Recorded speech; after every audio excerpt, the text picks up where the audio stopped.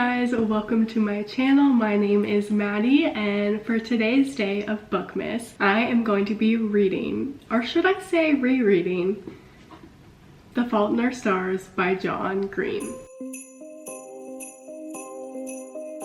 Have you seen such a beautiful sight?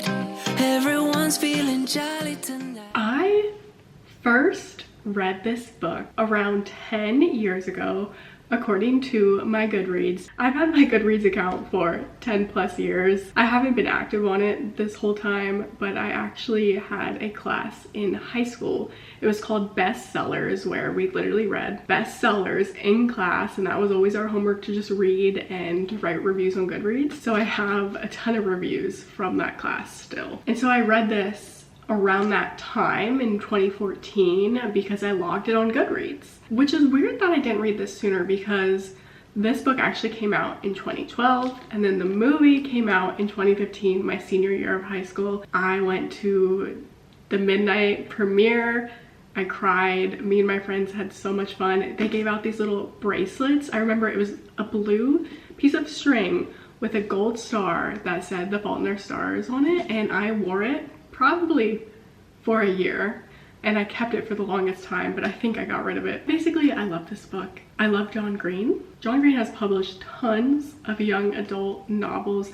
I've read every single one of them, and I've watched all the movie adaptations if there has been one. Oh my gosh, Looking for Alaska, the Hulu series, is so good. And then I reread Turtles All the Way Down at the beginning of this year when we first moved, because I wanted to watch the movie that came out recently, and the movie was so good. To just continue yapping about a book that John Green did not write only for me, but I'm gonna make it my entire personality trait.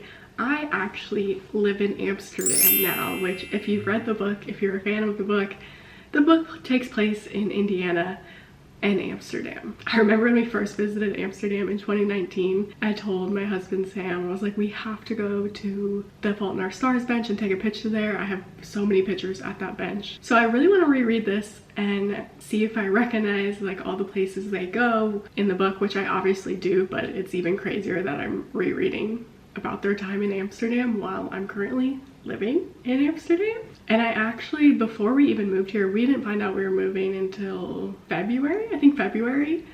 But I started a reading journal this year, and I have a page for a reading journal bucket list, and there's a bunch of prompts on there, and every time I complete the prompt, I color it in.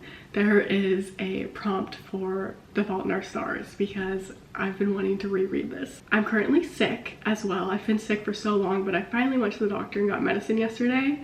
However, I'm tired of scrolling on my phone and watching TV, so rereading a comfort read and one of my favorite books of all time is going to be so relaxing. Now, this is going to be full spoiler video. This book came out in 2012, so if you haven't read it, what are you doing? I'm going to be reading quotes, I'm going to be reacting to every little thing in the book, and I'm probably going to watch the movie when I finish this book too, so spoilers for the movie as well. Now, just a little bit of history about my love for John Green and his writing. I think the first book that I read by him was Looking for Alaska, and that is because it was actually a required read for my English class in high school. I know I didn't read this book when it was first published, but I'm thinking after I read Looking for Alaska and loved it in school, I picked up The Fault in Our Stars, and that's kind of where my obsession began. And it continued because then just a year later, we got news that the movie was coming out. John Green and his brother Hank actually have a YouTube channel, so if you guys are watching this, I love you, and I want you to publish more young adult novels. That's probably not his thing anymore. His last two books have been nonfiction. The first one was The Anthropocene, and Sam actually read that book and really liked it, and so I was kind of asking him the genre, and he said it's definitely nonfiction because it's like a bunch of short essays, but then John Green also kind of shares his opinion on all of the matters he's discussing. And then his newest book is actually coming out in March of 2025. It's another nonfiction book. It's about tuberculosis. Thank you for publishing one of my favorite books of all time, John Green. It is so nostalgic for me. Now, the last time I remember reading this was definitely in high school. And I know for a fact that I reread it a few times before I graduated high school, so I probably read it 4 or 5 times, but I haven't picked it up since then, which is absolutely crazy. This is the book I bought 10 years ago. It's followed me from every move. I'm pretty sure I brought it to college. I don't think I've reread it because anytime I want like my fix of the story, I'll watch the movie, but now is definitely the time. And I'm so sorry I've just talked for like 6 minutes, if not more. I'm just so excited. So let's get into the reading vlog.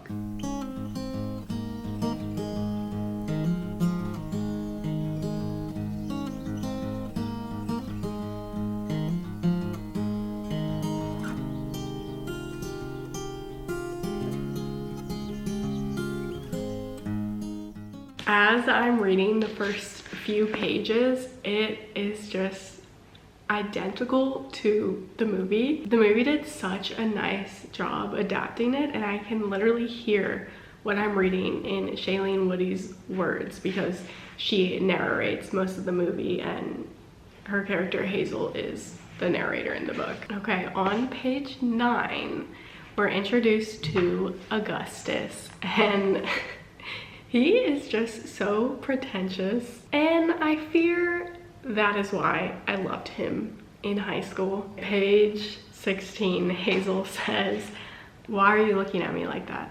Augustus half smiled. "Because you're beautiful. I enjoy looking at beautiful people, and I decided a while ago not to deny myself the simpler pleasures of existence." Yeah, unfortunately, that would have worked on me. That would have worked on me. So you guys know how one of the main quotes from this book or moments from this book is the okay thing. I can literally see the Tumblr graphics right now in my mind. The whole reason that starts is because of Isaac. He's a friend of Augustus, and at the beginning of the book he has a girlfriend named Monica, and after their group therapy he meets his girlfriend outside of the church, and Hazel and Augustus glimpse over and they're making out and they're saying always back and forth to each other, like always, always, always. And that's when Hazel says, "What's with the always?" And Augustus says, "Always is their thing. They'll always love each other and whatever. I would conservatively estimate they have texted each other the word always 4 million times in the last year." I forget when the okay thing starts between these two, but that's where it comes from, this moment. Okay, one more thing. At the end of chapter 1 is the whole metaphor moment where Hazel's waiting outside to get picked up by her mom, and Augustus pulls out a cigarette and he is just holding it next to Hazel, and she blows up on him and says, "Are you serious? You think that's cool? Oh my god, you just ruined the whole thing." And he says, "What whole thing?" "The whole thing where a boy who is not unattractive or unintelligent or seemingly in any way unacceptable stares at me and points out incorrect uses of literality and compares me to actresses and asks me to watch a movie at his house. But of course, there's always a Hamartia. And yours is that, oh my god, even though you had freaking cancer, you give money to a company in exchange for the chance to acquire yet more cancer. Oh my god. Let me just assure you that not being able to breathe sucks. Totally disappointing. Totally." So then they're like bickering back and forth, and he goes, "They don't kill you unless you light them. And I've never lit one. It's a metaphor, you see. Putting the killing thing right between your teeth, but you don't give it the power to do its killing." That left me stunned when I first read that, and it just left me speechless. You can see I'm stumbling for words, because how does John Green even come up with that scene, you know? Okay, goodbye.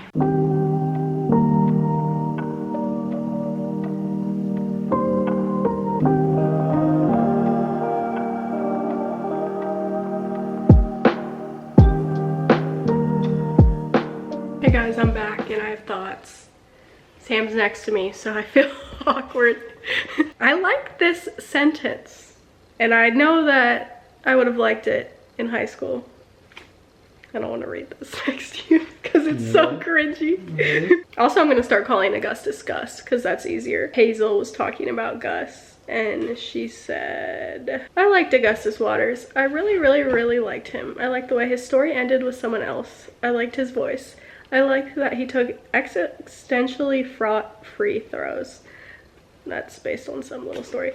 I like that he was a tenured professor in the Department of Slightly Crooked Smiles, with a dual appointment in the department of having a voice that made my skin feel more like skin. Isn't that romantic? Oh my gosh. Where's my inhaler? So I like that quote, especially the crooked smile part. 2 pages later, I remembered why I love this book so much, other than, like, I love everything about it. I love that Hazel Grace is a reader.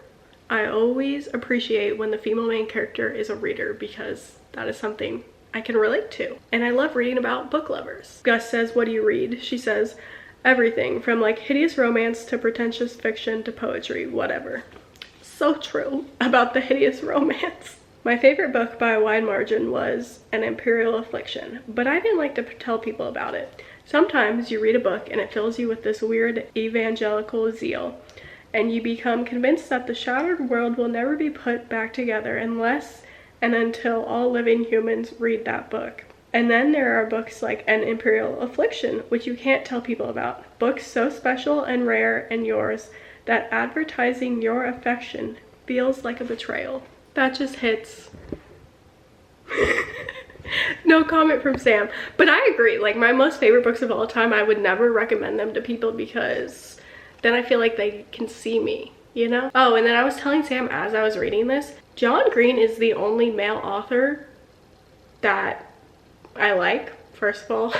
I'm kidding, that's not true, but he's the only one that writes about a teenage girl, or writes from the perspective of a teenage girl, and it's actually pretty accurate. Or maybe I just don't hate him, you know, so maybe that's what it is. Okay, I need to shut up.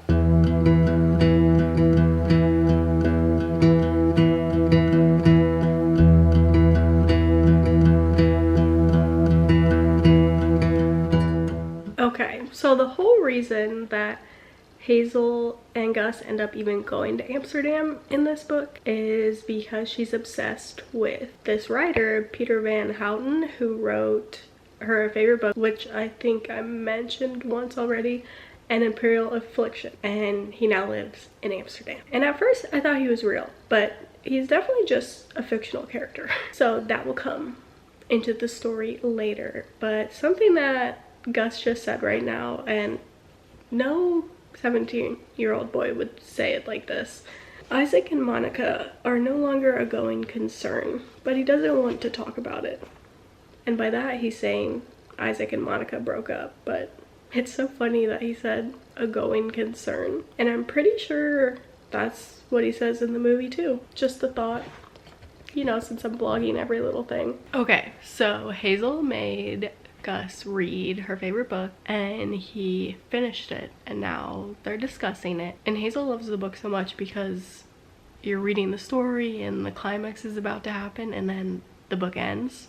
The author finishes the book in the middle of a sentence. Again, this is not a real book. Hazel and Gus are talking about it, and she says, that's the part of what I like about the book in some ways. It portrays death truthfully.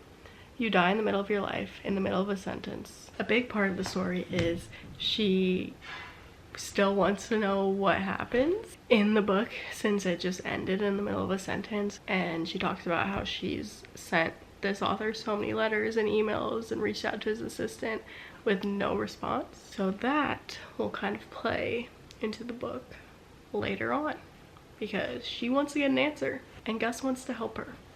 Am I getting a live delivery of a cookie on camera? Ooh, just out of the oven. Thank you. Homemade. Thank you, Val. I was just about to say, so she gets this email address to email her favorite author because Gus finds it for her, and she says, I can tell you that you got everything right in An Imperial Affliction, or at least you got me right.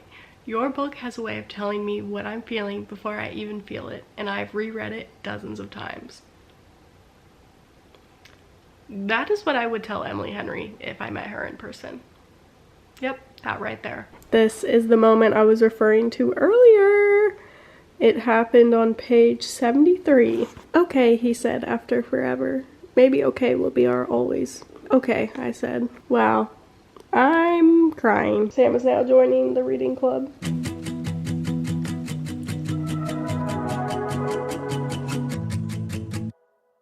I wonder if I changed my number, would you wanna... John Green started the Crooked Smile description. I thought it was Emily Henry with another Gus and Beach Read, but I think it was John Green.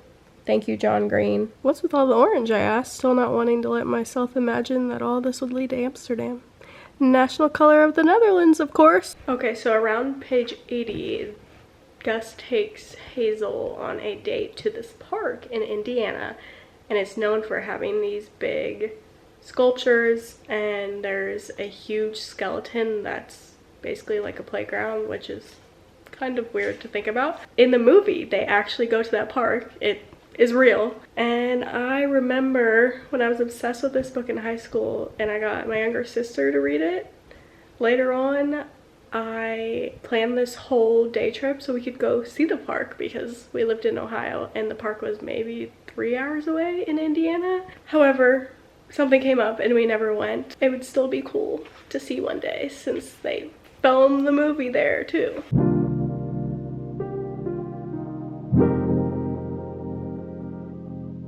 Hey guys, it's the next day. I did not finish the book last night. I just wanted to kind of make a disclaimer in this video and also clarify more of the story if you're unaware, because I explained some things in detail and other things I left out.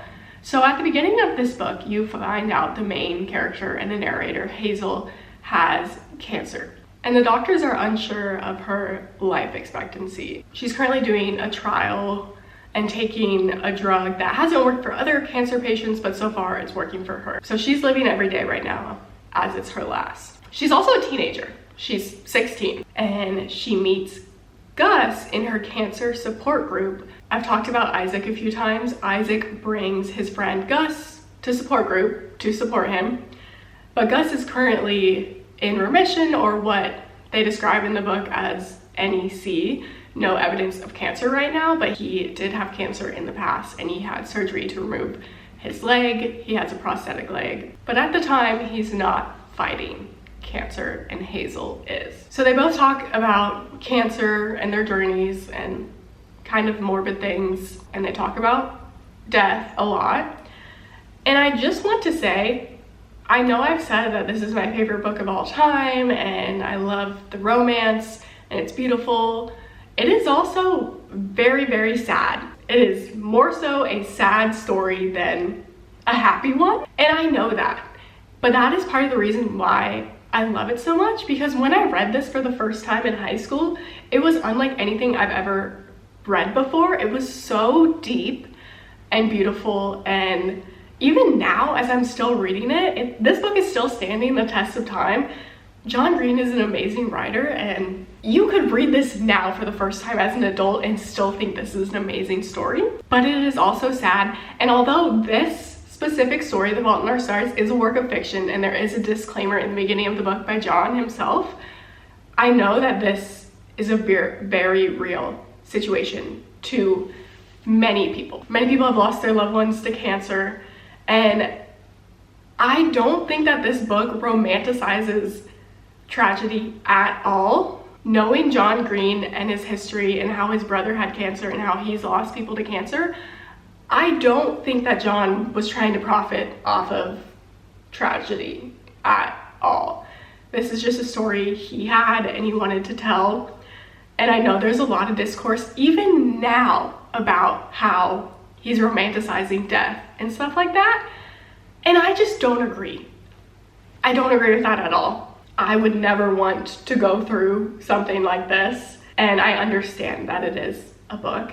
I just felt like I had to do that disclaimer because even today on Goodreads, there are reviews on there that are 1 stars where people are saying, I can't believe he'd write a book about this. He's romanticizing death. He's romanticizing falling in love with someone that's dying. In my opinion, he's not doing that at all. I know this is a book, and and to some people, this is very real. This is very real. And to me, it's even triggering as well.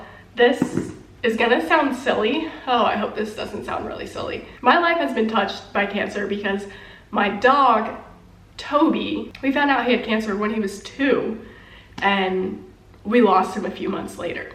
So I know what cancer does to families, and it's heartbreaking. And I knew a lot of people growing up in high school that lost family members to cancer. So I'm not romanticizing this book at all. I just love the story, and I love John Green. And I just felt like that needed to be said. Okay, back to my comments about the book. And I would say on a happier note, but unfortunately this first scene I'm reacting to is probably the saddest in the entire book, besides one other moment that's coming later, and I'm not ready for it. So the moment when Hazel talks about how she was dying before her miracle drug trial, she was gasping for air and stuff and like losing consciousness, and she remembers her mom leaning on her dad saying, I'm not going to be a mom anymore. Knife to the heart. That gutted me, and it's even worse in the show. It's, oh my gosh, the moment in the show, watching that come to life broke me. Everybody turn their book to page 122. This, oh my gosh, I remember this moment in the movie as well. Hazel just had a super scary situation where she woke up with a horrible headache and kind of having trouble breathing. They take her to the hospital, and the fluid in her lungs have built up again. The doctors drain the fluid in her lungs. They keep her there for 6 days, and they basically tell her, like, this is manageable. It's difficult. We need to get you in here to drain the fluid in your lungs more often than we realize. But as of right now, the drug we have you on, it's working. This is the situation you were dealt with for now. Hazel doesn't really like that answer because she knows something horrible could still happen. One day she's gonna die before her parents, and like everyone is gonna be affected by this. And her parents get upset, she gets upset, and she pushes Gus away for a while and doesn't answer the phone or want to see him. And then one day he comes over to cheer her up or something, and he says, you realize that trying to keep your distance from me will not lessen my affection for you. That is such a beautiful moment because he knows what's going to happen, and he knows that she's still worth the pain that eventually he will feel from losing her. Okay, and then just a few short pages later, oh my gosh, this is a sweet one. This is a really sweet one. So Gus is reading an imperial infliction to her, and they're just chilling. You know, she's still kind of recovering from her time in the hospital recently, and it says, as he read, I fell in love the way you fall asleep, slowly and then all at once. That is literature. Put that in the history books. I fell in love the way you fall asleep, slowly and then all at once. John Green did not know the effects that quote would have on every teenage girl in America. He did not know. So then the trip to Amsterdam all comes to fruition because Gus realizes he never used his Make-A-Wish when he was in the hospital, and the Make-A-Wish genies are still gonna let him use it. So he uses his wish to take Hazel to Amsterdam to meet her favorite author, Peter Van Houten, because the author is going to tell Hazel what happens after her favorite book ends, since the book just ends in the middle of a sentence. And she wants to know these answers. And he was like, okay, I'll tell you if you come to Amsterdam. And so they go to Amsterdam. And as they're getting ready to drive to the airport, as they're on the plane, I can hear Boom Clap just playing in the background. I can hear it now as I'm reading the book. The chokehold that song had on all of us. When I hear it to this day, I can only think of this movie. Another little note is their banter is incredible. I'm not talking Emily Henry level, but the banter between these two teenagers is just so funny and beautiful, funny, sad. I appreciate how they just kind of bounce jokes off of each other. Okay, so then I have page 153, noted. Everybody turn to page 153. Oh, this is when Gus says, I'm in love with you. I am, he said. He was staring at me and I could see the corners of his eyes crinkling. I'm in love with you and I'm not in the business of denying myself the simple pleasure of saying true things. I'm in love with you and I know that love is just a shout into the void and that oblivion is inevitable and that we're all doomed and that there will come a day when all of our labor has been returned to dust. And I know the sun will swallow the only earth will ever have and I am in love with you. Goodbye. Goodbye. Nothing to say. Everything that needed to be said was said right there. The only thing I will say, not me contradicting myself, is I don't remember that moment happening on the plane. Because that happens when they're on the plane and her mom falls asleep next to them in the book. I'm excited to rewatch the movie and see if that's the case. Part of me thinks he says that when they're on the bench in Amsterdam, but that could be wrong. No, because on the bench in Amsterdam, he tells her about other things. Okay, I'm going to go read and shut up and never talk again. Bye. Okay, so they took the Detroit flight.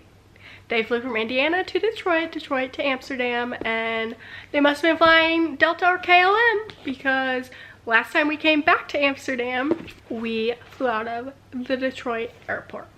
Okay, that's besides the point. I just love that John Green is using accurate information. I mean, I don't expect anything else from him. He's really smart. I love this paragraph. So they just landed in Amsterdam and they're in the cab going to their hotel, and Hazel asked the cab driver, "This is Amsterdam?"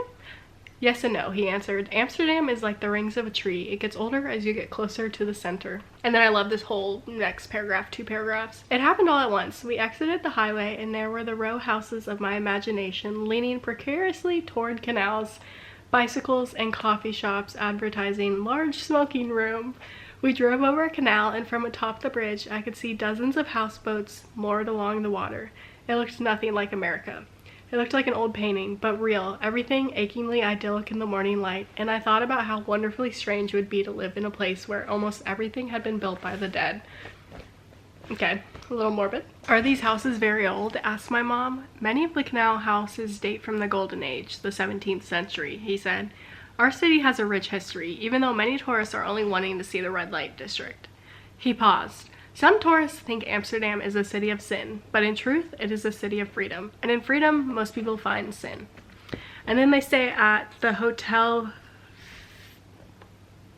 Not even gonna try putting this right on the screen. And there is a hotel with that name near Vondel Park. So again, very accurate, John Green. Okay, the restaurant that Gus took Hazel to, it's not real. And I looked it up. They filmed the interior scenes at that restaurant on set in the US. So just wanted to let y'all know that. But the neighborhood it's in, Jordan, is very real. The blue and white tram arrived. The details, John Green. The tram is blue and white. Well done. The part about champagne is like tasting the stars. I love that part in the movie as well. And I don't know why that spoke to me as a teenager because I never had a sip of alcohol until I went to college. Page 170 is where they stop at the park bench. It's the one where I have a picture of, and the original bench is not there anymore, but people still write their names on it and the Fault in Our Stars quotes and put locks on the bench. Ugh, guys, I have not read much today.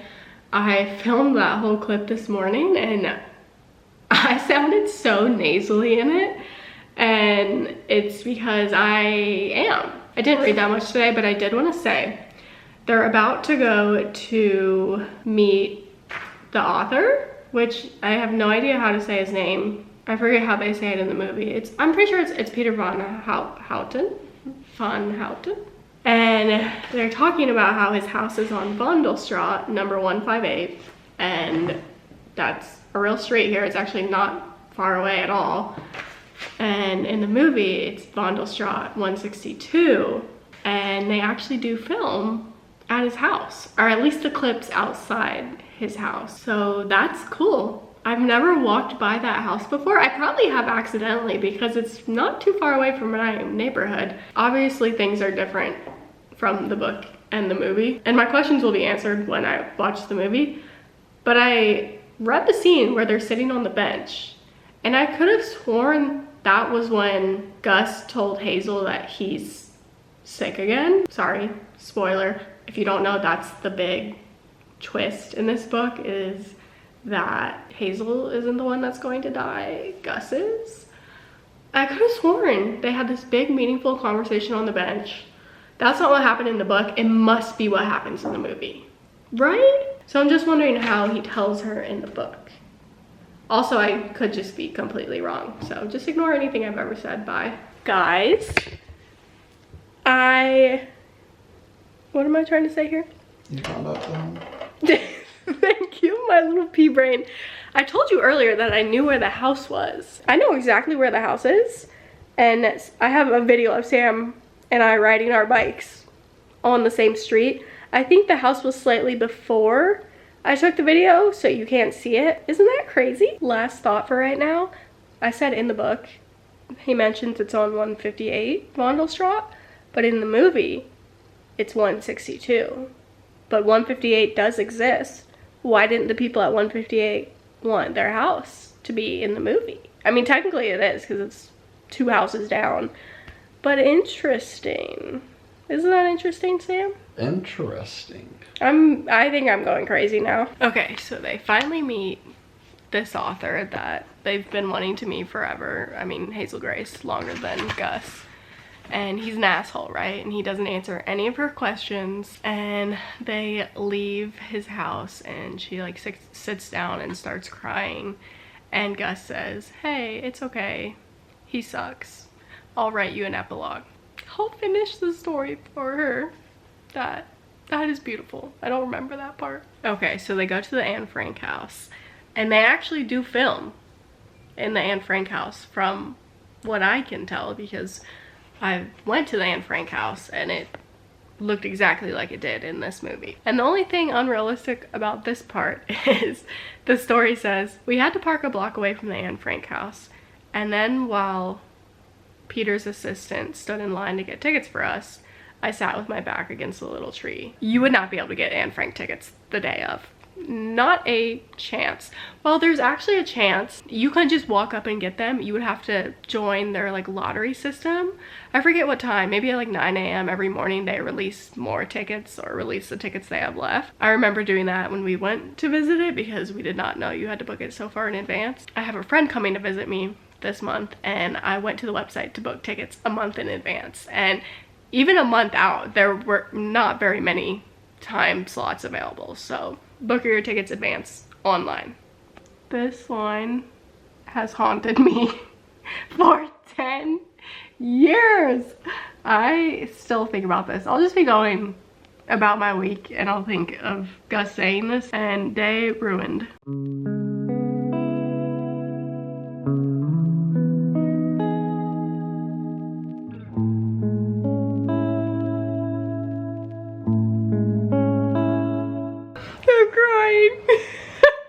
Sam's laughing at me, but I'm just crying, so. Wow. That'll do it. That'll do it. How many times have you seen this movie? No, I don't know, like. You knew exactly actually, what was coming. probably 50 times. I know, but it's sad. I can only think of the Green Goblin whenever I read about Peter, the author, because the guy that plays Peter Van Houten in the movie is the Green Goblin. Am I right, Sam? True. It's him, right? I'm not in Spider-Man. Yeah. I can only think of his creepy, scary little face. I don't remember this moment happening. Crying. Okay, guys, I'm on the last few pages of the book, and look, this is history. I dog-eared this page 10 plus years ago, and the ones after it, because this is Gus's letter to Peter Van Houten, and it talks about Hazel, and it makes me cry every time, so I'm probably not going to show myself crying again, but just now I'm sitting here crying. 1, 2, 3, let's read it. Yep, nobody talked to me the rest of the day. I'm crying. No notes. 5 stars. This is your sign to go reread this book because it's still just as amazing as I remember it, if not more. It's crazy that this is considered a young adult book because although there are no inappropriate themes or anything like that, the topics are very heavy, and there are a lot of references I didn't even get the first time reading this that I understand now. So John Green, you really did it. You really did it. You wrote a young adult romance novel without it being cringy. Maybe I'm blinded by my love for it, but this is A++ work. I have already started to edit this video and I'm cracking up at how much I'm amazed by John Green getting the details right, as if authors don't do their research before writing a book. Clearly he does his research. I do want to say in the acknowledgements, he thanks the Dutch Literature Foundation for sponsoring him for 2 months to write over here. So that's really cool that he was immersed in the culture and knew exactly how to portray Amsterdam. This whole video has been a love letter from me to The Fault in Our Stars.